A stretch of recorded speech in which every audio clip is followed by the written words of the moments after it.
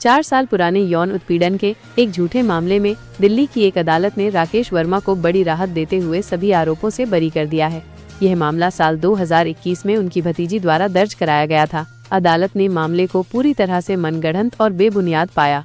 इस मामले में वर्मा का प्रतिनिधित्व वरिष्ठ अधिवक्ता रितु मुंजाल ने किया। अदालत ने मुंजाल द्वारा प्रस्तुत किए गए ठोस सबूतों और धारदार दलीलों को स्वीकार करते हुए ये फैसला सुनाया। फैसले में कहा गया कि वर्मा के खिलाफ लगाए गए आरोप साबित नहीं हो सके। इस झूठे मुकदमे के कारण राकेश वर्मा को न केवल गंभीर मानसिक और सामाजिक पीड़ा से गुजरना पड़ा, बल्कि उन्हें भारी आर्थिक नुकसान भी उठाना पड़ा। जानकारी के अनुसार इस केस के चलते उन्हें अपना घर तक बेचना पड़ा। अदालत से बरी होने के बाद अब राकेश वर्मा ने अपनी भतीजी और इस मामले में शामिल अन्य आरोपियों के खिलाफ मानहानि और आपराधिक साजिश का मुकदमा दर्ज कराने का फैसला किया है। यह मामला उन अनेक मामलों में से एक है जहां कानूनी प्रणाली का दुरुपयोग व्यक्तिगत द्वेष के लिए किया जाता है, जिससे निर्दोष व्यक्तियों को भारी क्षति उठानी पड़ती है। मेरा नाम राकेश वर्मा है। मैं निवासी हूँ C41 रामा पार्क द्वारका मोड़ में। पहले तो मैं ये कहना चाहता हूँ कि सत्यमेव जयते। जो भी न्यायालय ने करा वो बहुत अच्छा और बहुत सरल एक फैसला दिया, जो कि बहुत ही बेबुनियादी और बहुत ही घटिया किस्म का जो हमारे पे एलिगेशन लगाया था, वो खुद मेरी भांजी ने, जिसका मैंने बचपन में पैदा होते ही जिसका मैंने अपना खुद कन्यादान बोला हुआ था, वो उस लड़की ने अपने पापा, अपने भाई, अपने चाचा के कहने के ऊपर, मैं सबसे छोटे वाला चाचा हूँ उसका, जो कि मेरे पे इस तरीके के एलिगेशन लगाए जो कि बेबुनियाद थे, बहुत घटिया थे। कभी ये प्रॉपर्टी का विवाद था, जो कि मेरे भाइयों ने मेरी प्रॉपर्टी पे कब्जा किया था। कब्जा किया करने के बाद में उन्होंने, मुझे नहीं पता था ये क्या सीन चला रहे हैं या क्या इन्होंने अपना एक षड्यंत्र रच रखा था।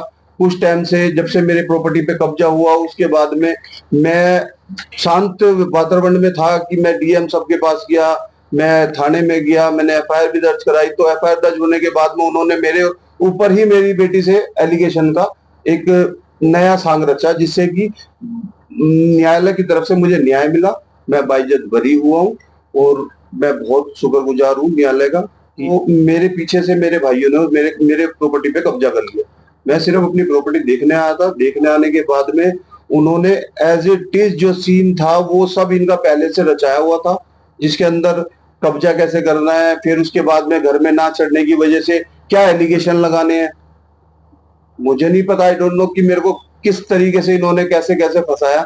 वो मेरे को धीरे धीरे पता लगता गया कि इन्होंने क्या एलिगेशन पहले से सोच रखा था, क्या इन्होंने करना है आगे, क्या नहीं करना है। वो सब इन्होंने एफआईआर वगैरह बाद में कराई है, जिसके स्वनाम रूप मैं आज न्यायालय में हूँ और मेरे को बाइज्जत बरी करा, मेरे भांजे को भी बाइज्जत बरी। कौन से थाने में मामला हुआ था जी? मोहन गार्डन थाने में। ये रामा पार्क का केस है, द्वारका मोड़। मेरा जो वकील है, वकील साहिबा है रितु मुंजाल। क्या कहेंगे? Best and best. Ritu Munjal is best advocate in court Dwarka.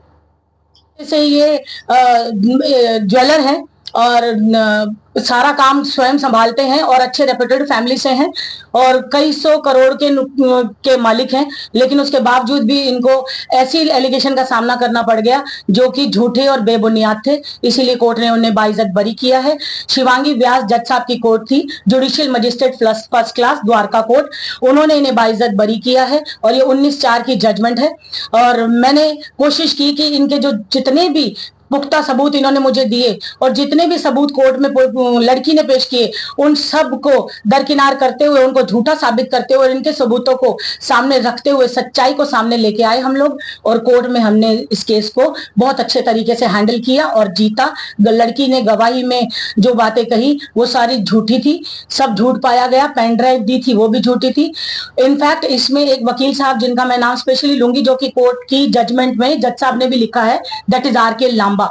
R K. Lamba साहब के चैम्बर में बैठ के वो लड़की और उसकी फैमिली सभी एक कॉन्स्पिरेसी कर रहे हैं और ये बता रहे हैं कि हमें इस चाचा को किसी तरह दबाना है, क्योंकि ये प्रॉपर्टी का डिस्प्यूट था। एक झूठा डिस्प्यूट था, भाइयों का डिस्प्यूट था, और भाइयों के बीच में झगड़े की वजह से वो इन्होंने अपने बच्चे यानी छोटी सी बच्ची को इन्वॉल्व किया, और बच्ची इतनी भी छोटी नहीं, मैच्योर बालिग बच्ची और शादी लायक बच्ची, और उसको इन्वॉल्व करके उसकी किस तरह से उसकी को आगे करके इन्होंने प्रॉपर्टी को हड़पने की कोशिश की, इनकी ज्वेलरी को हड़पने की कोशिश की, इनके साथ धोखाधड़ी की, इनकी मानहानि की। तो इन सारे एलिगेशंस को अब हम लगाने जा रहे हैं लड़की और उसके परिवार के खिलाफ, और करीब 1.5 करोड़ की मानहानि का दावा हम ठोकने जा रहे हैं, क्योंकि हमने बाइज्जत बरी होकर ये साबित कर दिया है कोर्ट में कि हम गलत नहीं है, कैरेक्टरलेस नहीं है। हम इस तरह से छोटी बच्चियों के साथ, मेरे एक्यूज यानी राकेश वर्मा और यश वर्मा, ऐसा कोई गलत काम नहीं करते हैं।